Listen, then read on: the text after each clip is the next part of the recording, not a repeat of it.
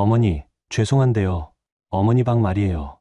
저희가 생각해보니까 이 집은 좀 좁아서요.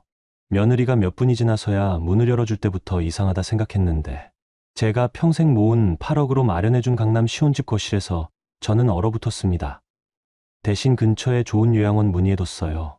시설도 깔끔하고 어르신들 케어도 잘해준다고 하더라고요. 며느리의 말에 순간 손에 들고 있던 반찬 봉지가 떨어질 뻔했어요. 30년간 손수레를 끌며 모은 돈.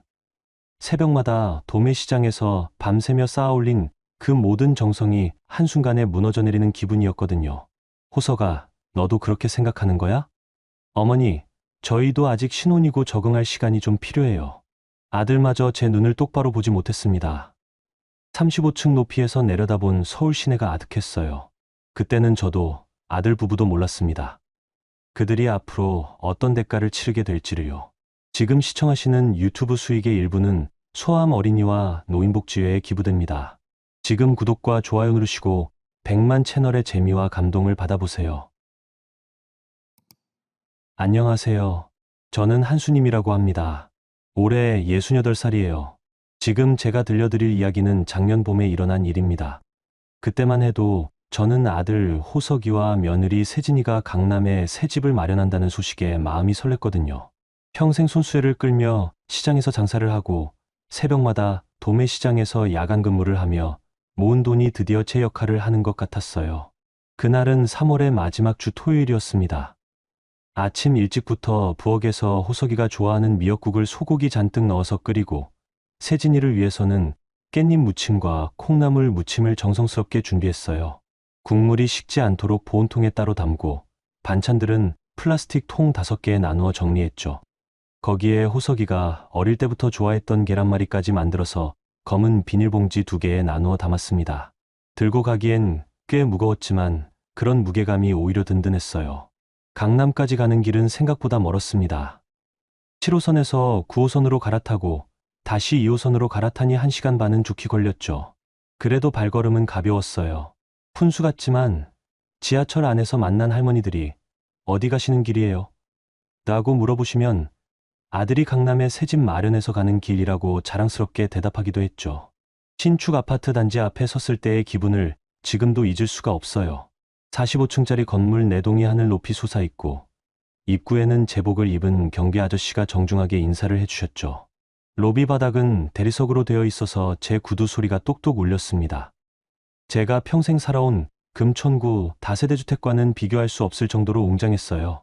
안녕하세요 아저씨. 3505 사는 장우석 씨 엄마예요.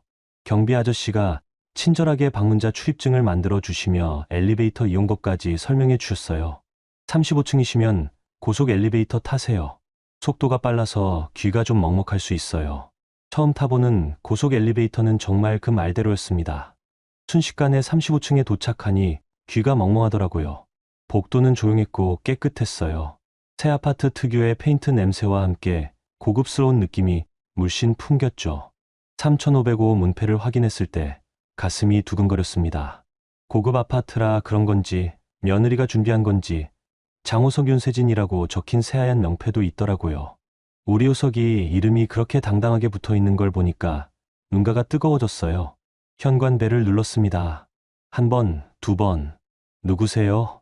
인터폰 너머로 세진이 목소리가 들렸어요. 평소보다 조금 경계하는 톤이었지만 새 집이라 그럴 거라고 생각했죠. 세진아, 나야. 어머니, 반찬 좀 갖고 왔어. 인터폰 너머로 잠깐의 침묵이 흘렀습니다. 그러더니 누군가와 속삭이는 소리가 희미하게 들렸어요. 아, 어머니. 잠깐만요. 몇 분이 지나고 나서야 현관문이 열렸습니다. 세진이가 얼굴을 내밀었는데 표정이 어딘지 어색했어요. 평상시 밝은 모습과는 달리 눈가에 당황스러운 기색이 역력했죠. 어머니, 안녕하세요. 들어오세요. 말은 그렇게 했지만 목소리에 생기가 없었어요. 마치 억지로 하는 인사 같았죠. 현관을 들어서니 정말 넓었습니다. 제가 사는 집 거실만 한 현관이었어요. 신발장도 몇 명이 들어갈 수 있을 정도로 컸고 전신 거울까지 달려 있었죠. 그런데 바닥에는 아직 포장도 뜯지 않은 박스들이 어수선하게 놓여 있었습니다. 와, 정말 넓다. 우리 호석이 어디 있어? 아, 호석 씨는 지금 화장실에서 샤워 중이에요. 이사 때문에 하루 종일 힘들었거든요. 세진이가 슬리퍼를 내주면서 말했는데 시선을 제대로 마주치지 않더라고요. 뭔가 불편해하는 기색이 역력했어요. 거실로 들어서니 정말 숨이 막힐 정도로 넓었습니다. 통창으로 된 거대한 베란다 너머로 한강이 내려다 보였고 가구들은 아직 제대로 배치되지 않은 채 이곳저곳에 놓여 있었죠. 그런데 세진이는 계속 문 쪽을 쳐다보면서 안절부절 못하는 모습이었어요. 어머니, 앉으세요. 그런데 좀 죄송한데요. 세진이가 소파 끝자리를 가리키며 말했습니다. 제가 가져온 음식들을 식탁에 올려놓으려고 하는데 세진이가 먼저 손을 내밀어 받아들더라고요. 고마워요. 그런데 이삿짐 정리가 아직 덜 끝나서요. 집 안이 정말 엉망이거든요. 괜찮아. 나도 도와줄게. 호석이는 언제 나오나? 그때 화장실 쪽에서 물소리가 멈췄습니다. 잠깐 후문이 열리는 소리가 들렸는데 발걸음 소리가 들리다가 갑자기 멈췄어요. 아마 호석이가 제가 온 걸 알고 망설이는 것 같았습니다. 호석아, 엄마 왔어. 제가 큰 소리로 불렀는데 한참 뒤에야 대답이 들렸어요. 아, 네, 어머니. 금방 나갈게요. 목소리가 어딘지 어색했습니다. 평상시 저를 보면 달려나오던 호석이가 이상하게 시간을 끌고 있었어요. 아이, 저 사람은 왜 안 나와? 세진이는 더욱 불편한 기색을 보였습니다. 손을 비비적거리면서 계속 시계를 쳐다보더라고요. 어머니, 사실 말씀드릴 게 있는데요. 뭔데? 저희가 이 집에서 생활하는 걸 생각해 보니까요. 세진이가 말을 뭉개면서 시선을 피했습니다. 그러더니 갑자기 밝은 표정을 억지로 지으며 이어갔어요. 정말 좋은 곳을 알아봤거든요. 시설도 정말 좋고 어르신들 케어도 완벽하게 해주시는 요양원이에요. 저희가 직접 가서 확인해 봤는데 정말 괜찮더라고요. 그 순간 제 머릿속이 하얘졌습니다. 요양원이라고? 네, 어머니. 사실 이 집이 신혼집이다 보니까요. 저희도 적응할 시간이 필요하고 그리고 어머니께서도 또래분들과 함께 계시는 게 더 즐거우실 것 같아서요. 그때 드디어 호석이가 나왔습니다. 머리가 젖은 채로 티셔츠를 대충 입고 나온 모습이었는데 제 얼굴을 제대로 쳐다보지 못하더라고요. 어머니, 안녕하세요. 평상시와는 전혀 다른 딱딱한 인사였습니다. 어릴 때부터 저를 보면 엄마 하고 달려와서 안기던 그 아이가 맞나 싶을 정도로 어색했어요. 호석아, 너도 그렇게 생각하는 거야? 호석이는 세진이 눈치를 보더니 고개를 돌렸습니다. 어머니, 세진이 말이 맞아요. 요양원이 더 좋을 거예요. 여기는 어머니께 적합하지 않을 것 같아서요. 그 말을 들으니까 가슴이 무너져 내리는 것 같았습니다. 제가 평생 모은 돈으로 마련해준 이 집에서 제가 적합하지 않다는 말을 듣게 될 줄이야. 호석아, 죄송해요, 어머니. 저희도 아직 신혼이고 적응할 시간이 필요해서요. 호석이는 끝까지 제 눈을 똑바로 쳐다보지 못했습니다. 계속 바닥만 보면서 중얼중얼 변명을 늘어놓더라고요. 제가 키운 그 아이가 이렇게 저를 피하는 모습이 너무 낯설었어요. 저는 천천히 일어났습니다. 가져온 음식들이 식탁 위에 그대로 놓여 있었는데 갑자기 그것들이 무의미하게 느껴졌어요. 그래, 알겠다. 어머니, 정말 죄송해요. 조금만 이해해 주세요. 세진이가 억지로 밝은 목소리로 말했지만 이미 현관 쪽으로 저를 안내하는 몸짓이었어요. 호석이는 여전히 고개를 들지 못하고 있었죠. 현관문 앞에서 신발을 신을 때 뒤에서 두 사람의 한숨소리가 들렸습니다. 마치 귀찮은 일이 끝났다는 안도의 한숨 같았어요. 그래, 무슨 말인지 알았다. 나 갈게. 네, 어머니. 조심히 가세요. 현관문이 닫히는 소리가 들렸습니다.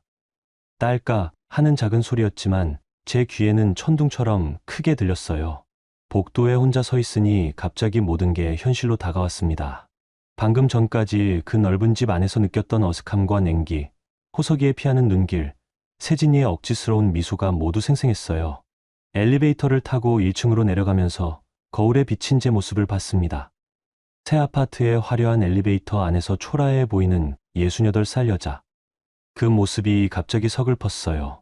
1층 로비를 지나 아파트 단지를 나서면서 고개를 들어 35층 정도 되는 곳을 바라봤어요. 저기쯤이겠지. 하얀 베란다, 창문 너머로 사람들의 그림자가 움직이는 게 보였습니다. 아마 제가 나간 후 편안해진 모습으로 이삿짐 정리를 하고 있겠죠. 지하철역으로 가는 길에 문득 이런 생각이 들었습니다. 내가 지금까지 뭘 위해 그렇게 열심히 살아왔나 하는 생각이요. 그렇게 빈손으로, 빈 마음으로 집에 돌아왔습니다. 작년 그날의 일이에요. 아파트에서 돌아온 길은 참 멀게 느껴졌습니다. 지하철 안에서도 계속 후석이와 세진이의 표정이 눈에 밟혔거든요. 특히 후석이가 제 눈을 제대로 쳐다보지 못하던 모습이 자꾸 떠올랐어요. 금천구 다세대주택 골목에 들어서니 저녁 7시가 넘어 있었습니다. 평소 같으면 이웃집 아줌마들과 마주쳐서 어디 다녀오셨어요? 하고 인사를 나누는 시간인데 오늘은 아무도 만나고 싶지 않았어요. 고개를 숙이고 빠르게 계단을 올라갔죠. 3층까지 올라가는 낡은 계단은 20년 넘게 오르내린 길이었습니다. 계단 하나하나가 삐걱거리는 소리도 익숙했고 2층 김씨댁에서 나오는 저녁 냄새도 늘 똑같았어요. 그런데 오늘은 모든 게 낯설게 느껴졌습니다. 현관문을 열고 들어서니 집이 너무 조용했어요. 남편이 돌아가신 지 벌써 10년이 넘었지만 오늘처럼 적막감이 무겁게 느껴진 적은 없었거든요. 불을 켜니 익숙한 것이 나타났는데 갑자기 이 집이 너무 초라해 보였습니다. 부엌에서 물 한 컵을 마시고 방으로 들어갔어요. 장롱 위쪽 서랍 깊숙이 숨겨둔 낡은 가방을 꺼냈습니다. 검은 가죽 가방이었는데 남편이 살아있을 때부터 써온 것이라 모서리가 다 달아 있었죠. 그 안에 제 인생의 전부라고 할 수 있는 것들이 들어있었거든요. 통장이 7개 나왔습니다. 각각 다른 은행, 다른 목적으로 만든 것들이었어요. 가장 오래된 것은 남편과 결혼하고 처음 만든 농협 통장이었죠. 표지가 누렇게 변해서 글씨도 잘 보이지 않을 정도였습니다. 하나씩 펼쳐보기 시작했어요. 첫 번째 통장을 열어보니 잔액이 1억 2천만 원이었습니다. 이 돈은 시장에서 손수레를 끌며 채소 장사를 할 때 모은 것들이었어요. 매일 새벽 4시에 일어나서 도매시장에서 배추, 무, 당근을 사와서 손수레에 싣고 골목골목 다니며 팔았죠. 통장 뒷장을 넘기니 수십 년 전의 입금 내역들이 나왔습니다. 2만 원, 3만 원, 많아야 5만 원씩 들어간 기록들이었어요. 하루 종일 손수레를 끌고 다녀도 그게 전부였거든요. 비 오는 날은 아예 장사를 못해서 그날은 입금이 없었고 겨울에는 채소가 얼어서 손해를 보는 날도 많았습니다. 이 돈 하나하나가 다 땀이었는데 혼잣말이 나왔어요. 손끝으로 통장을 넘기니 종이가 바싹거렸습니다. 두 번째 통장은 남편 보험금이 들어있는 것이었어요. 2억 3천만 원이 딱 한 번에 입금된 기록만 있었죠. 남편이 갑작스럽게 뇌출혈로 쓰러진 후 병원비로 많이 나갔지만 그래도 이만큼은 남았었거든요. 그때 보험회사 직원이 정말 좋은 보험에 가입하셨네요 라고 했던 말이 기억났습니다. 남편은 살아생전에 순임아, 나한테 뭔 일 생기면 이 보험금으로 호석이 결혼 준비해줘라고 했었어요. 그 말이 유언이 된 줄은 그때는 몰랐죠. 세 번째부터 다섯 번째 통장은 도매시장 야간 근무를 하면서 모은 돈들이었습니다. 총 2억 8천만 원 정도였어요. 손수레 장사만으로는 호석이 대학 등록금을 감당하기 어려워서 시작한 일이었죠. 새벽 2시부터 오전 10시까지 냉동창고에서 물건을 분류하고 나르는 일이었는데 추위에 손이 얼어서 감각이 없을 때가 많았습니다. 15년 동안 하루도 빠지지 않고 나간 결과가 이 통장들이었어요. 아프거나 다쳐도 일당이 끊기는 게 무서워서 진통제 먹고 나갔던 날들이 수없이 많았죠. 통장에 찍힌 월급 입금 날짜를 보니 그때의 피로감이 그대로 느껴졌습니다. 여섯 번째 통장은 아르바이트비가 들어있는 것이었어요. 8천만 원 정도였는데 이건 도매시장 일이 끝난 후 오후에 건물 청소를 하며 모은 돈이었습니다. 일주일에 3번 강남에 있는 오피스텔 건물을 청소하는 일이었죠. 화장실 청소부터 시작해서 복도 걸레질, 유창 닦기까지 혼자서 다 해야 했습니다. 그 건물에서 일하던 젊은 직장인들이 아줌마, 수고 많으세요 라고 인사해 줄 때면 기분이 좋았어요. 특히 한 젊은 남자 직원은 제가 일하는 모습을 보고 우리 어머니 같으세요 라고 말해준 적도 있었거든요. 마지막 통장에는 나머지 자잘한 돈들이 들어있었습니다. 명절 때 친척들에게 받은 용돈, 이웃들 심부름에 주고 받은 수고비, 재활용품 팔아서 얻은 돈까지 모두 모아둔 것이었어요. 5천만 원 정도였는데 이것도 만만치 않은 금액이었죠. 모든 통장을 다 확인해 보니 총 8억 6천만 원이었습니다. 제가 68살까지 살면서 한 푼 두 푼 모은 전 재산이었어요. 이 돈을 모으느라 새 옷 한 벌 사입지 못하고 외식은 꿈도 꾸지 못하고 아플 때도 병원비 아껴가며 살았었거든요. 통장들을 바라보고 있으니 갑자기 허탈감이 밀려왔습니다. 호석이가 결혼한다고 했을 때 얼마나 기뻤는지 몰라요. 이제 내가 모은 돈이 드디어 쓸 곳이 생겼구나 하고 생각했었거든요. 그래서 흔쾌히 6억 넘는 돈을 아들 부부 신혼집 마련비로 내줬던 것이었는데 요양원이라고 했나? 그 말을 다시 떠올리니까 가슴이 답답해졌습니다. 제가 평생을 바쳐서 모은 돈으로 마련해준 그 집에서 저는 환영받지 못하는 존재가 된 거였어요. 통장을 하나씩 다시 정리하면서 옛날 생각이 났습니다. 호석이가 어릴 때는 엄마, 나 커서 돈 많이 벌어서 엄마한테 큰 집 사줄 거야 라고 했었거든요. 그때는 그 말이 그렇게 예뻤는데 지금 생각해보니까 허무한 약속이었나 봅니다. 늦은 밤이었지만 잠이 오지 않았어요. 침대에 누워서 천장을 바라보니 온갖 생각이 머릿속을 맴돌았습니다. 혹시 제가 너무 성급하게 판단한 건 아닐까? 호석이와 세진이도 나름대로 어려운 사정이 있는 건 아닐까 하는 생각들이요. 그런데 아무리 생각해봐도 오늘 그들의 태도는 이해할 수 없었어요. 특히 호석이가 제 눈을 똑바로 쳐다보지 못하던 모습이 계속 마음에 걸렸거든요. 뭔가 숨기는 게 있다는 느낌이 들었습니다.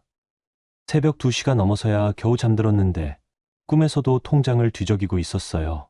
그런데 꿈속에서는 통장 잔액이 모두 0원으로 바뀌어 있더라고요. 깜짝 놀라서 깼을 때 식은땀이 등을 흠뻑 적시고 있었습니다. 그날 밤 이후로 마음이 계속 무거웠어요. 뭔가 해결책을 찾아야 할 것 같은데 어디서부터 시작해야 할지 막막했거든요. 파트 3 법률전담 오해란과의 재회. 통장을 들여다보며 밤을 새운 다음 날 저는 한 가지 결심을 했습니다. 이 문제를 감정적으로만 접근해서는 안 되겠다는 생각이 들었거든요. 그래서 오랜 인연이 있는 분에게 조언을 구하기로 했어요. 고진우 씨를 처음 만난 건 제가 30살 무렵이었습니다. 그때 저는 재래시장에서 손수레를 끌며 채소 장사를 하고 있었는데 어느 날 20대 후반 정도로 보이는 깔끔한 젊은 남자가 제 좌판 앞에 왔어요. 아줌마, 배추 한 포기 주세요. 정장 차림의 그 사람이 시장에 있는 모습이 어딘지 어색했어요. 그런데 며칠 뒤에 또 왔고 그 다음 주에도 왔더라고요. 나중에 알고 보니 어머니가 아프신데 집에서 김치를 담그시겠다고 해서 배추를 사러 다니신다는 거였어요. 아들이 효자네요. 아니에요. 당연한 일이죠. 그분은 항상 정중했습니다. 시장 아줌마들한테도 존댓말을 쓰고 거스름 돈 계산도 정확하게 해주셨어요. 그런데 어느 날 지갑을 깜빡하고 오신 적이 있었거든요. 아, 죄송합니다. 돈을 안 가져왔네요. 내일 가져다 드릴게요. 괜찮아요. 그냥 가져가세요.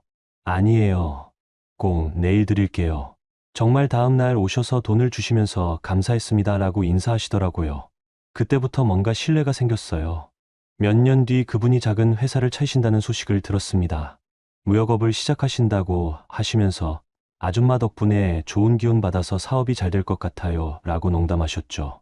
그 후로도 가끔 시장에 오셔서 안부를 물어봐 주셨고 제가 도매시장 야간 근무를 시작했을 때도 몸 조심하세요 라고 걱정해 주셨어요.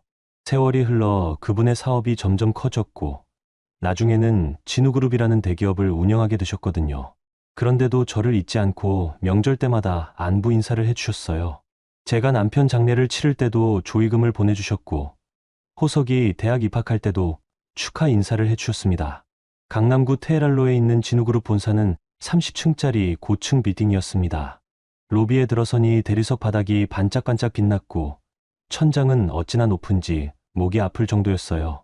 정장 입은 사람들이 바삐오가는 모습을 보니 괜히 위축됐습니다. 안내 데스크에 있던 젊은 여직원에게 말을 걸었어요. 안녕하세요. 고진우 회장님과 약속이 있어서 왔는데요. 성함과 연락처 확인해도 될까요? 한수님입니다. 미리 전화드렸어요.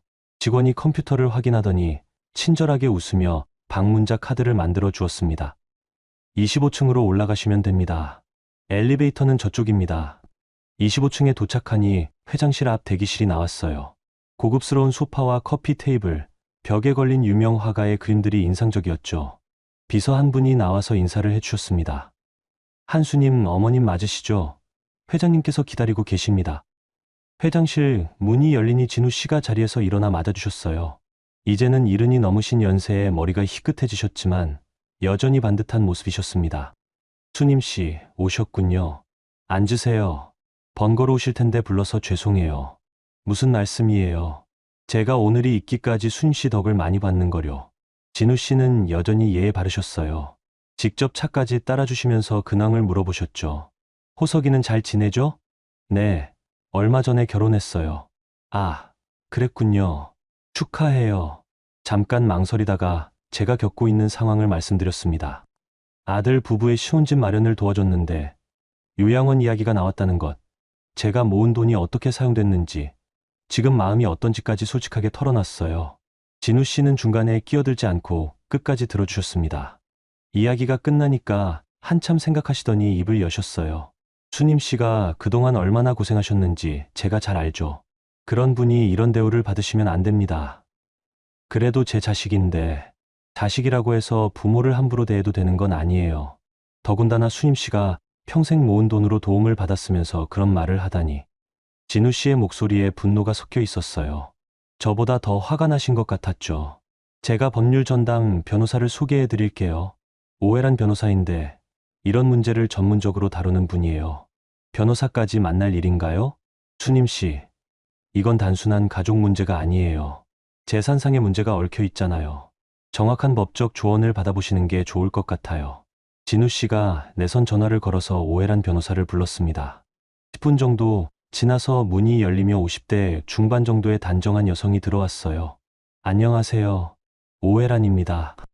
오해란 변호사는 깔끔한 검은 정장에 회색 머리를 단정하게 올린 모습이었습니다. 첫인상부터 신뢰가 갔어요. 회장님께서 말씀해 주신 상황을 대략 들었는데 자세한 내용을 듣고 싶습니다. 저는 다시 한번 처음부터 상황을 설명했어요. 평생 모은 돈의 내역, 아들 부부에게 준 금액, 오늘 겪은 일까지 빠뜨리지 않고 말씀드렸죠.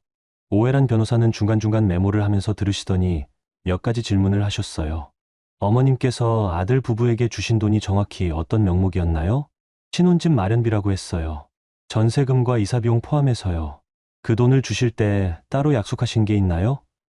예를 들어 어머님 방을 만들어 드린다거나. 네, 호석이가 그렇게 약속했어요. 평생 엄마 곁에서 지키겠다고 했거든요. 혹시 그런 약속을 증명할 수 있는 게 있나요? 문자 메시지나 녹음 같은 건 말이에요. 아니요. 말로만 했어요. 오해란 변호사가 고개를 끄덕이시더니 진우 씨를 바라봤습니다. 회장님, 잠깐 자리를 비워주실 수 있을까요? 법적인 부분을 좀 더 자세히 상담해 드려야 할 것 같습니다.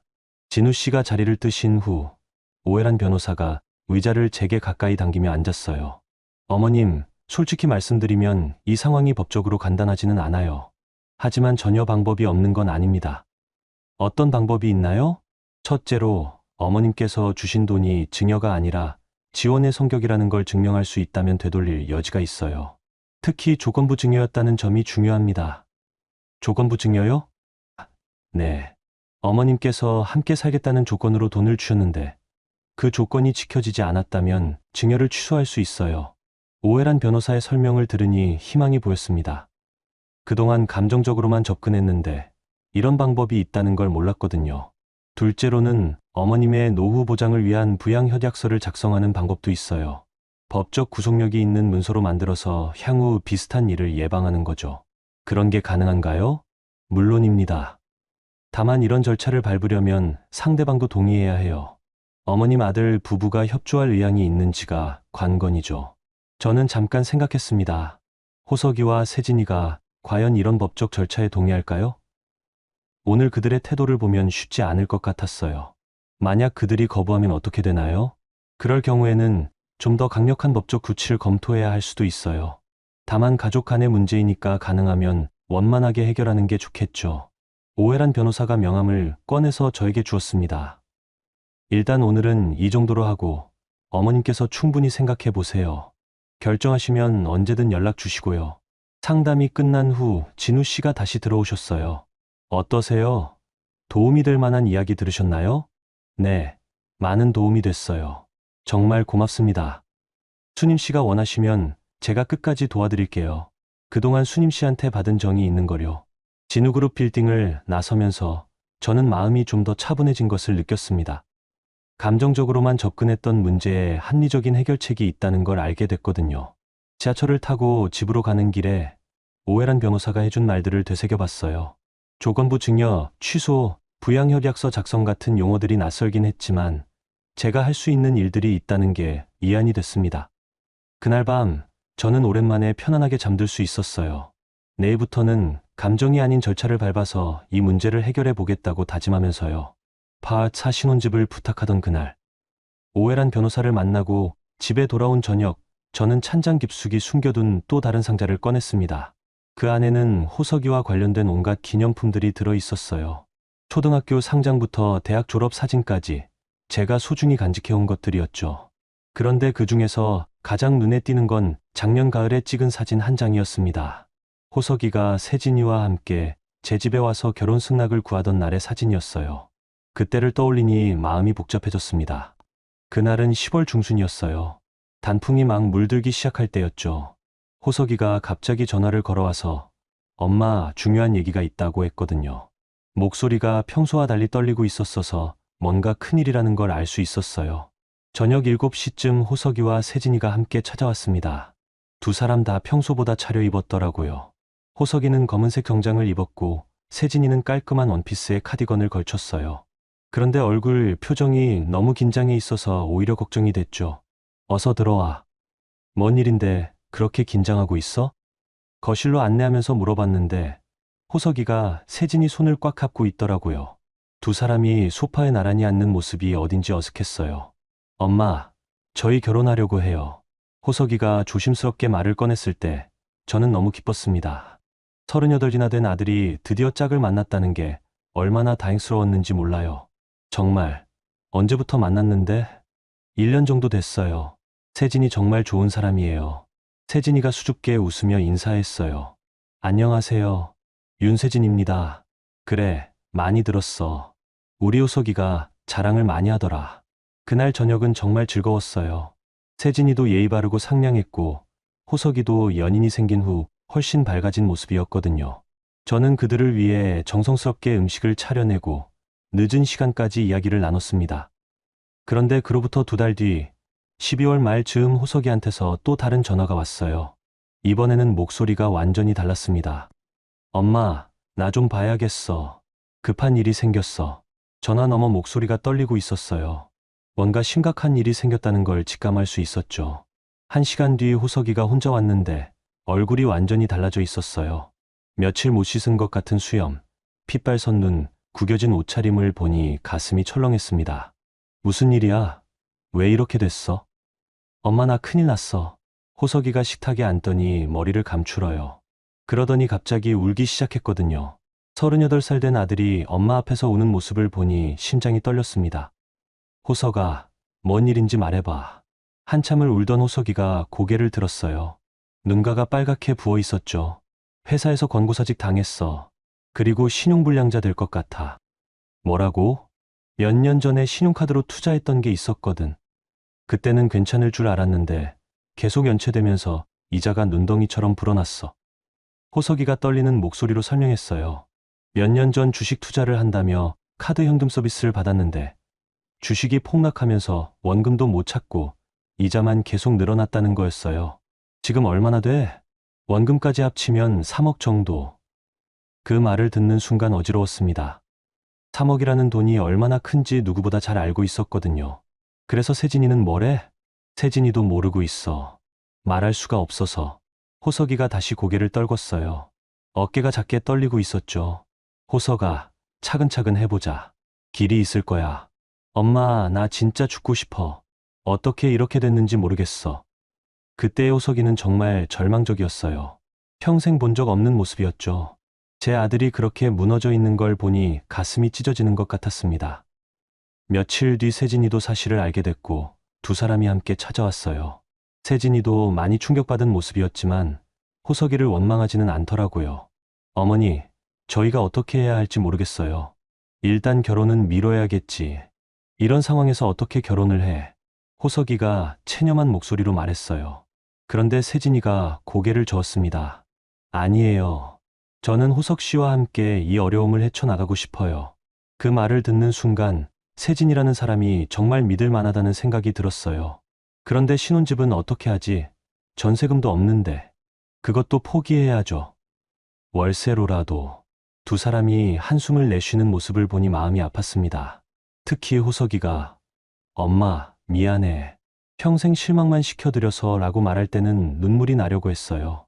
그날 밤 잠자리에 들면서 저는 오랫동안 생각했습니다. 제가 평생 모은 8억 6시 1천만 원이라는 돈이 머릿속에 계속 맴돌았거든요. 며칠을 고민하다가 결심을 했어요. 그리고 호석이를 불러서 말했습니다. 호석아, 엄마가 도와줄게. 엄마, 무슨 말씀이세요? 너희 빚 정리하고 신혼집도 마련해 줄 수 있어. 호석이가 믿을 수 없다는 표정으로 저를 쳐다봤어요. 엄마가 그런 큰 돈이 어디 있어요? 그때 저는 통장들을 꺼내서 보여줬습니다. 호석이가 그 숫자들을 보고 얼마나 놀랐는지 몰라요. 엄마 이게 다 진짜예요? 하, 응. 너 키우느라 평생 모은 돈이야. 호석이가 갑자기 제 앞에 무릎을 꿇었어요. 그러더니 눈물을 흘리면서 말하더라고요. 엄마, 정말 죄송해요. 그리고 정말 고마워요. 괜찮아. 이럴 때 쓰려고 모은 돈이니까.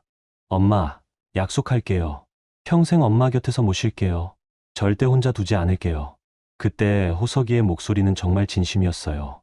눈물 범벅이 된 얼굴로 제 손을 꽉 잡고 있었거든요. 우리 같이 살자. 강남에 큰 집 얻어서 엄마 방도 따로 만들어 드릴게요. 그래도 될까? 당연하죠. 엄마가 해주신 일인데 당연히 함께 살아야죠. 그때 세진이도 옆에서 고개를 끄덕였어요. 어머니, 저희가 평생 보훈하겠습니다. 그 순간만큼은 정말 행복했어요. 제가 모은 돈이 드디어 의미 있게 쓰이는 것 같았고 아들 부부가 진심으로 감사해하는 모습이 뿌듯했거든요. 그 후 한 달 동안 바쁘게 움직였어요. 먼저 호석이의 빚부터 정리했습니다. 3억 2천만 원이 나갔죠. 그 다음에는 강남 시혼집 전세금으로 2억 8천만 원을 더 내뒀습니다. 이사 비용과 가구비까지 합치면 총 6억이 조금 넘게 들어갔어요. 통장에서 그 큰 돈이 빠져나갈 때마다 마음 한편으로는 불안했지만 호석이와 세진이가 고맙다고 인사할 때마다 뿌듯했습니다. 엄마, 정말 고마워요. 평생 잊지 않을게요. 우리 같이 행복하게 살자. 그때까지만 해도 저는 정말 믿었어요. 호석이의 그 약속을 말이에요. 지금 그 사진을 들여다보니 그때의 기억이 생생합니다. 호석이가 제 앞에 무릎 꿇고 약속하던 모습, 세진이가 고개 숙여 인사하던 모습이 선명하게 떠오르더라고요. 그런데 불과 몇 달 만에 요양원을 알아봤다는 말을 듣게 될 줄이야. 사진을 다시 상자에 넣고 뚜껑을 닫았습니다. 이제 더 이상 감정에만 의존할 수는 없을 것 같았어요. 오해란 변호사 말처럼 절차를 밟아서 정확하게 처리해야겠다는 생각이 들었습니다. 그날 밤, 저는 오래도록 잠들지 못했어요. 과거의 약속과 현재의 배신 사이에서 마음이 갈라지는 것 같았거든요. 사진을 정리하고 나니 갑자기 오래된 기억들이 떠올랐습니다. 호석이의 어린 시절, 남편이 살아있던 그 시절 말이에요. 그때는 지금 사는 이 다세대 주택도 아니었어요. 구로구에 있는 더 작은 단칸방에서 셋이 살았거든요. 방 하나에 부엌 겸 거실이 있는 12평짜리 집이었죠. 화장실은 밖에 있어서 겨울에는 정말 추웠습니다. 남편은 작은 공장에서 일했어요. 월급이 많지 않아서 늘 빠듯하게 살았죠. 저는 그때도 시장에서 손수레를 끌며 장사를 했고 남편이 퇴근하면 함께 저녁을 먹는 게 하루 중 가장 좋은 시간이었어요. 특히 기억에 남는 건 겨울밤이었습니다. 난방비를 아끼려고 온 가족이 한 방에서 지냈는데 작은 전기 매트 위에 이불 하나를 덮고 셋이 바둑이처럼 붙어 앉아 있었거든요. 저녁 메뉴는 거의 정해져 있었어요. 라면에 계란 하나, 김치 몇 젓가락이면 그게 전부였죠. 가끔 남편이 용돈을 조금 남겨뒀을 때만 햄이나 어묵을 넣어 주었습니다. 순임아, 오늘은 좀 푸짐하네. 남편이 라면 그릇을 들여다보며 웃었어요. 그날은 제가 시장에서 팔다 남은 파를 조금 넣었거든요. 아빠, 나도 파 좋아해. 어린 호석이가 젓가락질도 서툰데 열심히 파를 건져 먹는 모습이 귀여웠어요. 그때 호석이는 7살이었거든요. 우리 호석이가 파도 잘 먹네. 키 크겠다. 아빠처럼 크고 싶어. 아빠보다 더 크자. 그래서 엄마, 아빠 보호해줘야지. 그런 대화들이 참 소중했어요. 비록 먹을 게 별로 없었지만 셋이 함께 둘러앉아 웃으며 나누는 시간이 행복했거든요. 남편은 항상 희망적이었어요. 힘든 일이 있어도 집에서만큼은 밝게 웃으려고 노력했죠. 순임아, 내년에는 좀 더 큰 집으로 이사하자. 그럴 수 있을까? 당연하지. 나도 승진하고 너도 장사 잘 되고 있잖아. 우리 호석이한테 자기 방도 만들어주고 그때는 정말 그런 날이 올 거라고 믿었어요. 남편과 함께라면 무엇이든 할 수 있을 것 같았거든요. 주말이면 셋이 함께 근처 뒷산에 올라갔습니다. 도시락을 싸가는 것도 아니고 그냥 마트에서 산삼닭김밥 하나씩 들고 올라갔어요. 정상에서 서울 시내를 내려다보면서 먹는 그 김밥이 세상에서 가장 맛있었죠. 우리 나중에 저기 아파트에서 살까? 남편이 멀리 보이는 고층 아파트들을 가리키며 말했어요. 정말 그럴 수 있을까? 왜 안 돼? 우리 호석이 공부 열심히 해서 좋은 직장 들어가면 가능해. 호석이가 두 팔을 벌리며 소리쳤어요. 나 커서 엄마 아빠한테 큰 집 사줄 거야. 그 목소리가 산에 메아리쳐 돌아왔을 때 우리는 모두 웃었습니다. 그 웃음소리가 지금도 귀에 서네요. 저녁에는 동네 목욕탕에 함께 갔어요. 목욕료가 아까워서 일주일에 한 번 정도만 갔지만 그날만큼은 특별했거든요. 목욕탕에서 나온 후 호석이가 아빠 냄새 좋다 하고 남편 품에 파고들던 모습이 떠오릅니다. 그런데 가장 따뜻했던 기억은 겨울밤이었어요. 전기료를 절약하려고 일찍 불을 끄고 셋이 한 이불 속에 들어가는데 호석이가 저와 남편 사이에 쏙 끼어서 자더라고요. 엄마, 아빠, 사랑해. 아직 어린 호석이의 그 말에 남편과 저는 서로 바라보며 미소를 지었어요. 돈은 없었지만 정말 행복한 순간이었거든요. 우리도 사랑해, 호석아. 남편이 호석이 머리를 쓰다듬으며 말했어요. 우리 가족 영원히 함께하자. 그때만 해도 정말 영원할 것 같았어요. 가난해도 서로 사랑하고 서로 의지하면서 살 수 있을 거라고 생각했죠. 그런데 남편이 갑자기 쓰러진 건 호석이가 고등학생이 될 때였어요. 뇌출혈이었는데 병원에 도착했을 때는 이미 늦었더라고요. 마지막 말도 제대로 못하고 떠나버렸습니다. 그 후 저는 혼자서 호석이를 키워야 했어요. 남편이 남긴 보험금도 있었지만 대부분 장례비와 병원비로 나갔고 호석이 교육비도 만만치 않았거든요. 그때부터 도매시장 야간 근무를 시작했고 낮에는 손수레 장사를 계속했어요. 힘들었지만 호석이가 있어서 버틸 수 있었죠. 그 아이가 엄마 고생 많아라고 어깨를 주물러 줄 때면 모든 피로가 날아갔거든요. 지금 이 순간 그때의 기억들이 더욱 선명하게 느껴졌어요. 가난했지만 진심으로 서로를 사랑했던 그 시절과 지금이 얼마나 다른지 깨달았거든요. 그때는 라면 한 그릇도 함께 나눠 먹으며 웃었는데 지금은 8억이라는 큰돈을 줘도 외면당하고 있으니까요. 창밖을 바라보니 어느새 밤이 깊어 있었습니다. 멀리 강남 쪽 불빛이 반짝이고 있었는데 그 어딘가에 호석이와 세진이가 살고 있겠죠. 그들은 지금 무엇을 하고 있을까요? 혹시 저에 대해서 이야기하고 있을까요? 문득 남편이 살아있다면 이런 상황을 어떻게 생각할까 하는 궁금함이 들었어요. 아마 많이 속상해할 것 같았습니다. 자기가 그렇게 사랑했던 아들이 이런 행동을 한다면 말이에요. 하지만 동시에 이런 생각도 들었어요. 이제는 감정에만 의존할 때가 아니라는 생각이요. 오해란 변호사가 알려준 방법들을 진지하게 고려해봐야겠다는 마음이 들었습니다. 그날 밤 저는 마음속으로 남편에게 말했어요. 여보, 이제 우리 호석이 문제를 제대로 해결해 보려고 해. 당신도 이해해 줄 거지? 과거의 기억에 젖어있던 며칠 후 저에게는 매월 빠뜨리지 않고 하는 일이 있었습니다. 양재동에 있는 보육재단 방문이었어요. 벌써 15년째 이어오고 있는 일이었죠. 그 재단은 밝은 미래 보육재단이라는 곳이었어요. 부모가 없거나 가정 형편이 어려운 아이들을 돌보는 곳이었는데 제가 처음 알게 된 건 호석이가 고등학생일 때였거든요. 그때 도매시장에서 야간 근무를 하던 중 같은 일을 하시던 김 아주머니한테서 들었어요. 그분 손녀가 그 재단에서 지원을 받고 있다고 하시더라고요. 순임아, 거기 정말 좋은 곳이야. 우리 손녀가 대학까지 갈 수 있게 도와주고 있어. 그 말을 듣고 직접 가보니 정말 마음이 아팠어요. 호석이 또래의 아이들이 부모 없이 지내고 있는 모습이 남 일 같지 않았거든요. 그날부터 매달 10만 원씩 후원을 시작했습니다. 제게는 적지 않은 돈이었지만 그 아이들을 생각하면 아깝지 않았어요. 나중에는 월 20만 원으로 늘렸고 명절 때는 따로 물품도 가져다 줬죠. 이번에도 마찬가지였어요. 지난주에 장을 보면서 아이들이 좋아할 만한 과자와 음료수, 그리고 겨울용 양말들을 준비했거든요. 큰 쇼핑백 2개에 가득 담아서 지하철로 양재동까지 갔습니다. 재단 건물은 4층짜리 작은 빌딩이었어요. 1층은 사무실이고 2층부터 4층까지는 아이들이 생활하는 공간이었죠. 입구에 들어서니 익숙한 냄새가 났습니다. 아이들 급식 냄새와 소독제 냄새가 섞인 특유의 냄새였어요. 어머님, 오셨네요. 1층 사무실에서 이원기 선생님이 반갑게 맞아주셨어요. 30대 후반 정도로 보이는 분인데 이 재단에서 10년 넘게 일하고 계신 분이었죠. 네, 이번 달 물품 가져왔어요. 항상 감사해요. 아이들이 얼마나 좋아하는지 몰라요. 이원기 선생님이 제가 가져온 쇼핑백을 받아들면서 웃으셨어요. 그런데 오늘은 표정이 평소와 조금 달랐습니다. 어머님, 혹시 시간 괜찮으시면 잠깐 앉아 계세요. 왜요? 무슨 일 있어요? 아니에요. 그냥 어머님께 감사 인사를 제대로 드리고 싶어서요. 사무실 소파에 앉으니 이원기 선생님이 차를 타주셨어요.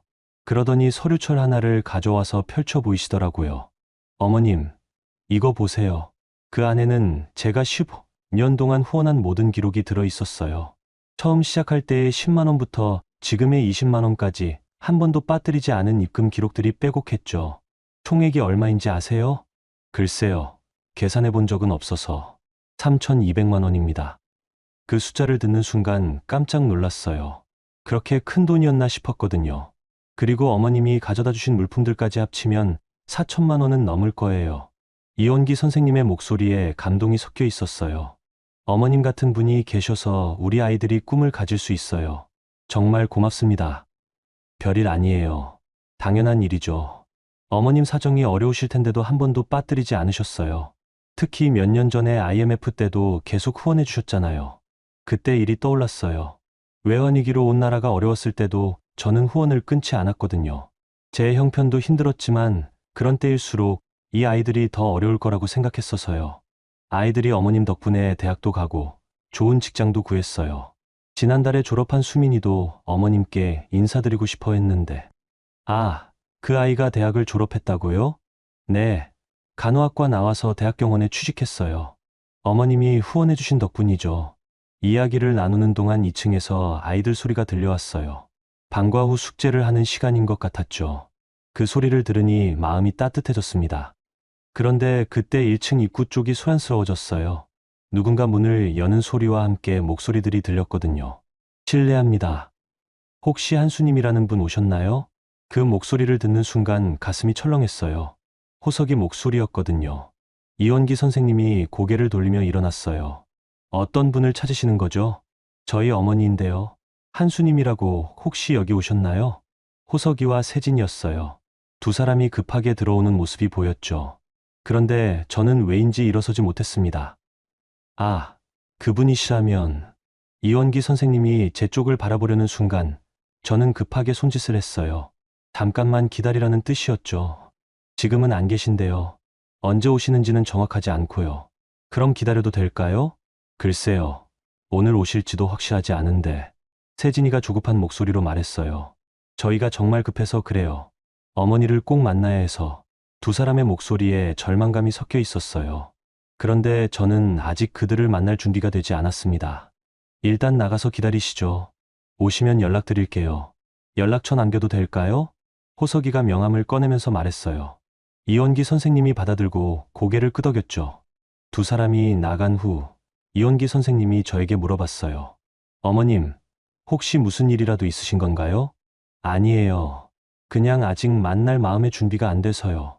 아드님 같아 보이시던데 사이가 안 좋으신가 봐요. 저는 간단하게 상황을 설명해 드렸어요. 아들 부부에게 신혼집을 마련해 줬는데 요양원 이야기가 나왔다는 것, 지금 마음이 복잡하다는 것까지요. 이원기 선생님이 깜짝 놀라시더라고요. 어머님이 그런 일을 겪으셨다니 정말 속상하셨겠어요. 그래서 지금 법적인 상담도 받아보고 있어요. 당연히 그러셔야죠. 어머님이 얼마나 선한 분인지 저희는 15년 동안 지켜봤거든요. 그때 창밖을 보니 호석이와 세진이가 재단 입구 앞에서 서성이고 있었어요. 두 사람 모두 초조한 표정이었죠. 어머님, 뒷문으로 나가시면 될 것 같아요. 감사해요. 오늘은 이만 가볼게요. 뒷문으로 나가면서 마지막으로 창문 너머를 봤는데 호석이가 핸드폰으로 누군가와 통화하고 있었어요. 아마 제게 전화하는 것 같았죠. 하지만 제 폰은 집에 두고 왔거든요. 집으로 돌아가는 길에 이원기 선생님이 해주신 말이 계속 머릿속을 맴돌았어요. 어머님 같은 분이 계셔서 우리 아이들이 꿈을 가질 수 있어요. 그 말을 들으니 제가 살아온 인생이 헛되지 않았다는 생각이 들었습니다. 비록 아들에게는 인정받지 못했지만 다른 누군가에게는 의미 있는 삶이었다는 걸 확인할 수 있었거든요. 집에 도착해서 핸드폰을 확인해 보니 부재중 전화가 20개가 넘어 있었어요. 모두 호석이에게서 온 것이었죠. 문자 메시지도 여러 개 와 있었습니다. 엄마, 전화 받아. 급해. 엄마, 어디 계세요? 집에도 안 계시고. 엄마, 정말 미안해. 꼭 만나야 해. 세진이 이름으로도 문자가 와 있었어요. 어머니, 정말 죄송합니다. 저희가 잘못했어요. 그 문자들을 읽으면서도 저는 아직 답장할 마음이 생기지 않았어요. 이원기 선생님과의 대화가 오히려 제 마음을 더 단단하게 만들어준 것 같았거든요. 그날 밤, 저는 오해란 변호사에게 전화를 걸었습니다. 변호사님, 이제 정말 시작해보려고 해요. 절차를 밟아주세요. 어머님, 정말 확실하신 거죠? 네. 이제 감정으로만 접근할 때가 아닌 것 같아요. 전화를 끊고 나니 마음이 한결 가벼워졌습니다. 드디어 제 인생을 제가 결정하기 시작한 것 같았어요. 오해란 변호사에게 전화를 건 다음 날부터 본격적인 절차가 시작됐습니다. 먼저 제가 아들 부부에게 준 돈의 성격을 명확히 하는 작업부터 시작했어요. 어머님, 조건부 증여였다는 걸 증명하려면 몇 가지 증거가 필요해요. 오해란 변호사가 사무실에서 설명해 주셨어요. 깔끔하게 정리된 서류들과 법률 서적들이 가득한 사무실이었죠. 은행 입출금 내역서, 아들 부부와 나눈 대화 중 증인이 될 수 있는 사람, 그리고 함께 살겠다는 약속을 들은 분이 계시면 좋겠어요. 다행히 증인이 있었어요. 호석이가 결혼 승낙을 구하러 왔을 때 옆집 김 아주머니가 계셨거든요. 그때 호석이가 평생 엄마 곁에서 모시겠다 하고 큰 소리로 말했던 걸 들으셨다고 하시더라고요. 그거 참 잘 됐네요. 김 씨께서 증인으로 서주시겠다고 하시니까 이제 내용 증명부터 보내볼게요. 일주일 뒤 호석이에게 내용 증명이 발송됐습니다. 조건부 증여 취소 통지와 함께 상환 요구서였어요. 법적 효력이 있는 공식적인 문서였죠. 그 후 며칠 동안은 조용했어요. 호석이에게서 연락이 전혀 오지 않았거든요. 아마 변호사와 상의하고 있는 것 같았어요. 2주일쯤 지나서 오해란 변호사에게서 연락이 왔습니다. 어머님, 상대방 변호사에게서 연락이 왔어요. 협의를 하고 싶다고 하네요. 어떤 협의요? 아마 분할 상환이나 조건 협상을 하려는 것 같아요. 한번 만나보시겠어요? 첫 번째 협의는 실패였어요. 호석이 측에서는 일부만 돌려주겠다고 했고 나머지는 나중에 갚겠다는 조건을 내걸었거든요. 저는 거절했어요. 전액 반환이 아니면 받아들일 수 없어요. 두 번째 협의에서도 마찬가지였어요. 이번에는 요양원 비용을 대신 대주겠다는 제안을 해왔죠. 이것도 당연히 거절했습니다. 제가 요양원에 가겠다고 한 적 없어요. 한 달이 지나면서 상황이 달라지기 시작했어요. 제가 재단 방문을 계속하고 있다는 걸 호석이 부부가 알아낸 것 같았거든요. 어느 날 오후 재단에서 돌아오는 길이었어요. 하늘이 흐렸다가 갑자기 비가 내리기 시작했죠. 우산도 없이 나온 터라 급하게 지하철역으로 향했습니다. 그런데 재단 근처 골목에서 익숙한 실루엣 두 개가 보였어요. 호석이와 세진이었습니다. 두 사람이 우산도 쓰지 않고 비를 맞으며 서 있더라고요. 제가 다가가자 호석이가 먼저 저를 봤어요. 얼굴이 많이 아위어 있었죠. 세진이도 마찬가지였습니다. 한 달 사이에 두 사람 모두 많이 변해 있었어요. 엄마. 호석이가 떨리는 목소리로 불렀어요. 그런데 제 발걸음은 멈추지 않았습니다. 그들을 지나치려고 했죠. 엄마, 제발 한 번만 이야기해줘. 세진이가 급하게 제 앞을 막아섰어요. 비에 젖은 머리카락이 얼굴에 달라붙어 있었죠. 어머니, 정말 죄송해요. 저희가 정말 잘못했어요. 지금 와서 뭘 말하려고. 제 목소리는 평상시보다 차가웠어요. 한 달 동안 마음을 정리하면서 더 단단해진 것 같았거든요. 호석이가 갑자기 제 앞에 무릎을 꿇었습니다. 비에 젖은 아스팔트 바닥에 그대로 꿇어앉는 모습이었어요. 엄마, 미안해. 정말 미안해. 세진이도 따라서 무릎을 꿇었어요. 두 사람이 나란히 무릎을 꿇고 고개를 숙인 모습을 보니 마음이 복잡해졌습니다. 엄마, 우리가 정말 잘못 생각했어. 엄마의 마음을 몰랐어. 호석이의 목소리에 눈물이 섞여 있었어요. 비와 눈물이 섞여서 얼굴을 타고 흘러내리고 있었죠. 어머니, 저희가 어떻게 해야 할지 모르겠어요. 정말 후회하고 있어요. 세진이도 울고 있었어요. 한 달 전 강남 아파트에서 보던 그 차가운 모습과는 완전히 달랐죠. 엄마, 다시 기회를 줘. 우리가 정말 바뀔게. 어머니께서 해주신 모든 것들을 이제야 알겠어요. 재단에서 들었어요. 어머니가 얼마나 선한 분인지, 그들이 재단에서 이원기 선생님을 만났다는 걸 알 수 있었어요. 아마 제 이야기를 들었을 거예요. 후원하신 돈이 얼마나 되는지, 얼마나 오랫동안 꾸준히 도와주셨는지 들었어요. 세진이가 흐느끼면서 말했어요. 저희는 어머니께 6억이나 받아놓고도 고마워할 줄 몰랐어요. 정말 죄송해요. 비가 점점 더 세게 내리고 있었어요. 두 사람의 옷이 완전히 젖어 있었지만 일어설 기미가 없었죠. 엄마, 우리가 얼마나 이기적이었는지 알겠어. 엄마 마음은 생각도 안 하고 우리 편이만 생각했어. 호석이가 바닥에 이마를 대고 말했어요. 제가 본 호석이 중에서 가장 절절한 모습이었습니다. 어머니, 저희 잘못을 어떻게 해야 용서받을 수 있을까요? 주변에 지나가는 사람들이 쳐다보기 시작했어요. 비 내리는 골목에서 두 사람이 무릎 꿇고 있는 모습이 이상했을 거예요. 저는 한참 동안 그들을 내려다봤습니다. 마음 한쪽으로는 측은한 마음이 들었지만 다른 한쪽으로는 아직 분노가 남아 있었어요. 일어서 제가 짧게 말했어요. 두 사람이 고개를 들어 저를 봤습니다. 엄마. 일어서라고 했어. 호석이와 세진이가 천천히 일어났어요. 비에 젖어서 초라한 모습이었죠. 내가 지금까지 너희들에게 실망한 건 요양원 이야기 때문만이 아니야.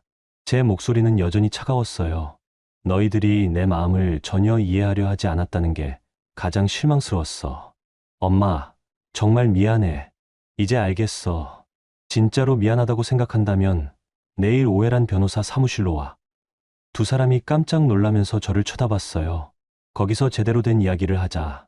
감정적으로 하지 말고 차근차근. 엄마, 그럼 용서해 주는 거야? 호석이가 희망적인 표정으로 물어봤어요. 하지만 저는 단호하게 고개를 저었습니다. 용서는 행동으로 보여준 다음에 생각해 볼게. 어머니, 저희가 뭘 해야 할까요? 세진이가 간절한 목소리로 물었어요. 내일 변호사 선생님이 자세히 설명해 주실 거야. 지금은 집에 가서 옷부터 갈아입어. 저는 그 말을 끝으로 돌아섰어요. 뒤에서 호석이가 부르는 소리가 들렸지만 돌아보지 않았습니다. 지하철을 타고 집으로 가는 길에 창문에 비친 제 모습을 봤어요. 한 달 전보다 훨씬 단단해 보이는 얼굴이었죠. 그동안 많은 것을 배운 것 같았어요. 집에 도착해서 오해란 변호사에게 전화를 걸었습니다. 변호사님, 내일 저희 아들 부부가 찾아갈 거예요. 어머님, 어떻게 하시겠어요? 제대로 된 합의를 해보려고 해요. 감정적으로 하지 말고요. 알겠습니다. 내일 준비해서 기다리고 있을게요. 전화를 끊고 창밖을 봤어요. 비가 그쳐가고 있었죠. 내일은 맑을 것 같았습니다. 그날 밤, 저는 오랜만에 깊게 잠들었어요. 한 달 동안의 고민과 갈등이 드디어 정리될 것 같다는 안도감 때문이었을까요? 꿈에서는 남편이 나와서 잘했다, 순이마라고 말해주더라고요. 그 목소리가 너무 선명해서 깨고 나서도 한참 여운이 남았습니다. 다음 날 오후, 오해란 변호사 사무실에서 만남이 있었습니다. 호석이와 세진이는 어제보다 훨씬 차분한 모습이었어요. 정장을 단정하게 차려입고 왔더라고요. 어머님, 앉으세요. 오해란 변호사가 회용 테이블을 가리켰어요. 저는 한쪽에, 호석이 부부는 맞은편에 앉았습니다. 테이블 위에는 두꺼운 서류 뭉치들이 놓여 있었죠. 오늘은 감정적인 이야기보다는 구체적인 해결 방안을 논의해 보겠습니다. 변호사가 차분하게 진행했어요. 먼저 제가 아들 부부에게 준 돈의 성격부터 정리했습니다. 총 6여 2천만 원이 조건부 증여의 성격이었다는 점을 양측이 인정하시는 거죠? 호석이가 고개를 끄덕였어요. 네, 인정합니다. 그럼 이제 해결 방안을 말씀드리겠습니다. 변호사가 서류를 넘기면서 설명했어요. 전액 반환은 현실적으로 어렵다는 것, 대신 분할 상환과 함께 다른 조건들을 제시할 수 있다는 것이었죠. 어머님께서 제안하신 조건은 이렇습니다. 강남 아파트 매매 후 전세로 이주, 그리고 어머님과의 동거 재개입니다. 세진이가 놀란 표정을 지었어요. 아파트를 팔라는 말씀이세요? 네. 그 돈으로 빚을 정리하고 나머지는 어머님께 돌려드리는 겁니다. 호석이가 세진이와 눈을 마주치더니 고개를 끄덕였어요. 알겠습니다. 그렇게 하겠어요. 정말로요? 제가 되물었어요. 어제까지만 해도 강남을 떠나고 싶어 하지 않을 거라고 생각했거든요. 네, 어머니. 그 집에 있는 게 의미가 없어요. 어머니가 안 계신 집은 집이 아니에요. 호석이의 목소리에 진정성이 느껴졌어요. 합의 과정은 생각보다 순탄했습니다. 두 사람이 진심으로 잘못을 인정하고 있다는 게 느껴졌거든요. 1시간 뒤 모든 서류에 서명이 완료됐어요. 아파트 매매 절차, 전세 이주 계획, 그리고 앞으로의 동거 조건까지 모두 정리됐죠. 그럼 이제 이것도 받으세요. 저는 가방에서 작은 통장 하나를 꺼냈어요. 남편 보험금 일부가 들어있는 예금 통장이었죠. 이건 뭐예요? 너희 새 출발 자금이야. 많지는 않지만 통장을 열어보니 5천만 원이 들어있었어요. 호석이가 깜짝 놀라면서 저를 쳐다봤습니다. 엄마, 이건 받을 수 없어요. 받아. 이번에는 진짜로 함께 살려고 주는 거니까. 세진이가 눈시울이 붉어졌어요. 어머니, 저희가 이런 걸 받을 자격이 있을까요? 자격은 앞으로 행동으로 만들어가면 돼. 그날 사무실을 나서면서 저는 마음이 한결 가벼워진 것을 느꼈습니다. 한 달 넘게 짓눌렀던 무게가 사라진 것 같았어요. 3달이 흘렀습니다. 그동안 많은 변화가 있었어요. 호석이 부부는 약속대로 강남 아파트를 팔고 구로구에 있는 작은 단독주택으로 이사했습니다. 전세로 얻은 집이었는데 예전에 제가 살던 동네에서 그리 멀지 않은 곳이었어요. 어느 일요일 오후 호석이에게서 전화가 왔어요. 엄마, 오늘 시간 있으세요? 저희 집 구경 오세요. 그래? 좋지. 새 집은 생각보다 아늑했어요. 2층짜리 작은 단독주택이었는데 마당도 있고 햇볕도 잘 들어왔죠. 강남 아파트의 화려함은 없었지만 오히려 따뜻한 느낌이었어요.